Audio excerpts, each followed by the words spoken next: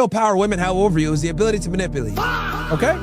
And when you remove that power, cooked. They don't have any power over you if they can't manipulate you. And women manipulate you with their looks and sexuality. You don't believe me? Everything about them is fake. Makeup, hair, heels, dresses, waist trainers, filters on Instagram, right? Plastic surgery, lip fillers. Everything about is fake. Everything is deception. It's all smoke and mirrors, right? You don't know when they're on their period. You don't know when they're in heat. You don't know whether they're attracted to you or not. They're deceptive about their interest in you, or they try to be, to the best of their ability. Everything about women is deception. A big part of this change is awareness. What used to go unnoticed is now easy to recognize. Patterns, behaviors, expectations, it's all more visible now. And when men understand what they're dealing with, they adjust. It's not about playing games better. It's about choosing not to play at all.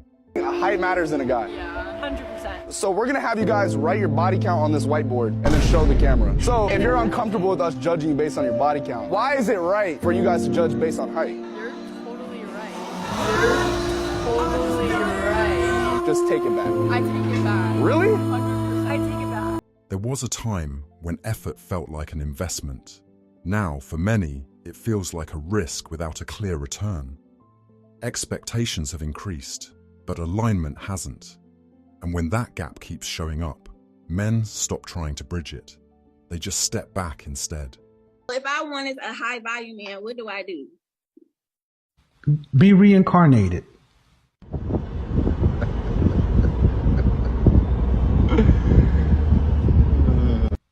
You can't get one. I'm gonna be honest, you can't. You're 37 with 2 kids. If they're less than 10% of the men, why would he pick you over a woman with no children? It's an evil world we live in. Standards have always existed, but the balance has shifted. When expectations are high on one side and inconsistent on the other, it creates friction. Over time, that friction turns into distance, and distance eventually turns into disinterest. You've dumped me, but look at me now, and you can't ever have it again.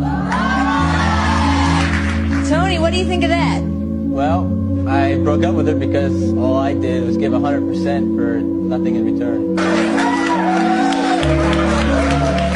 Tony, do you have any regrets seeing that she looks so great today? She looks the same as when I left her.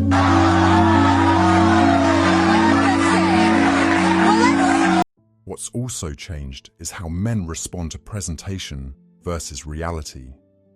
Appearance can still attract attention, but it doesn't sustain it. Consistency, accountability, and stability matter more long-term. And when those aren't there, interest fades quickly, regardless of everything else. The reason why us young women are so terrible, I'll tell you why we are absolutely terrible as young women. Because older women have taught us wrong. Older women have not told us what they were supposed to. The older women, the women under the age of 70, typically, because after the 60s, that's when the propaganda was in full force, full-fledged. Most of them were terrible wives. Even if they didn't divorce on paper, many of them separated from their husbands, and many of them tried to control their husbands for a lifetime. We have terrible examples. And once you see this as a young woman, you cannot unsee. There's also less tolerance now for situations that feel one-sided. When effort isn't matched, it gets noticed immediately. And instead of overextending, men are choosing to conserve their time and energy. That's where the shift becomes permanent. Passport bros? What is a passport? Okay, passport bros are men that are so fed up with Western women because we're all apparently so woke and so terrible and Western women don't want to be wives that they are now going to other countries to find wives. Like which countries? Like Southeast Asia, Philippines, the Dominican Republic. So it's like the opposite of the mail order bride. Yes, like, exactly. Okay, so yes. Instead of ordering out, instead of using stamps.com. Yeah, and bringing them here, they're like, we want to get out. It feels more expensive, but... It is. And so a lot of these men get remote jobs. And so they go there and they live in these countries and then they meet these women. And then women in the Western world, specifically the United States, are so pissed off about it. And they're like, you're going to all these countries where these women don't even know how to speak English. They can't even read. They're so uneducated. And then the men like film themselves with these women and like show themselves on dates. And the women are so elegant and they're so well spoken and they're so traditional. And they're like, look at these women. Yeah, passport bros. Because Western women are so bad. Did not know about that. Yep. I mean, that's why I'm here. Interesting. I mean, I did marry a woman from abroad. I mean, she'd been in America since she was 12, but still, she's Israeli. So here you go. Yeah. You're like a reverse passport, bro. Yeah, exactly. Well, she came here and she got citizenship, so. You didn't import her? I did not import my wife, no. Make that very clear. It's also clear that messaging and influence have played a role in shaping expectations over time. But when outcomes don't match what was promised, men start questioning the direction.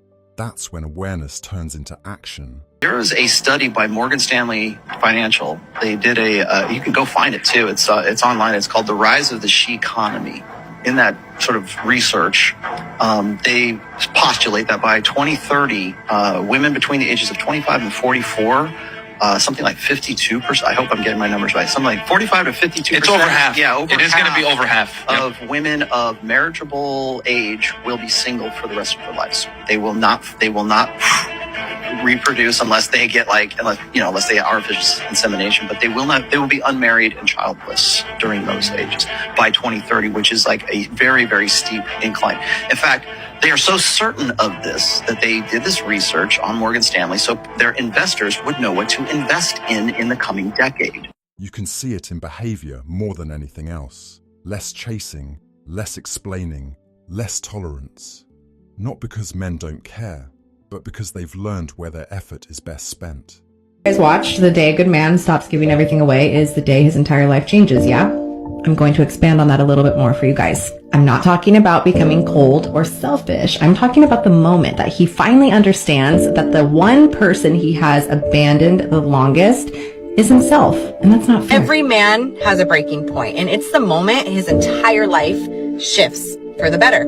Not because he stops loving his family, not because he becomes selfish, but because he finally wakes up. Most men tie their identity to being needed, but that pressure destroys them silently.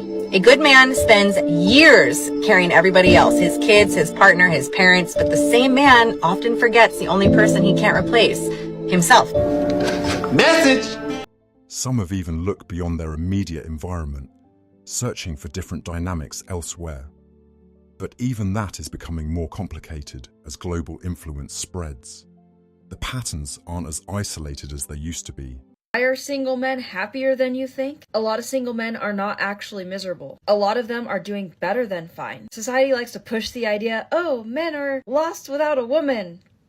That's a lie. For years now, men have been told that their happiness only comes from marriage and kids and overall settling down. But modern relationships don't offer men the same benefits that they used to. Men aren't wrong for asking what's in it for me before they go into a really serious relationship. Single men today have financial freedom and overall peace of mind. They have control over their own lives. They're traveling, building businesses, hitting the gym, and overall going after their goals. And until women are willing to offer a little bit more in relationships, this is going to continue. Holding men to these outdated expectations, but also a variety of new ones that show up every single day, is just not doing it for them. And they're not going to continue having relationships if this keeps up.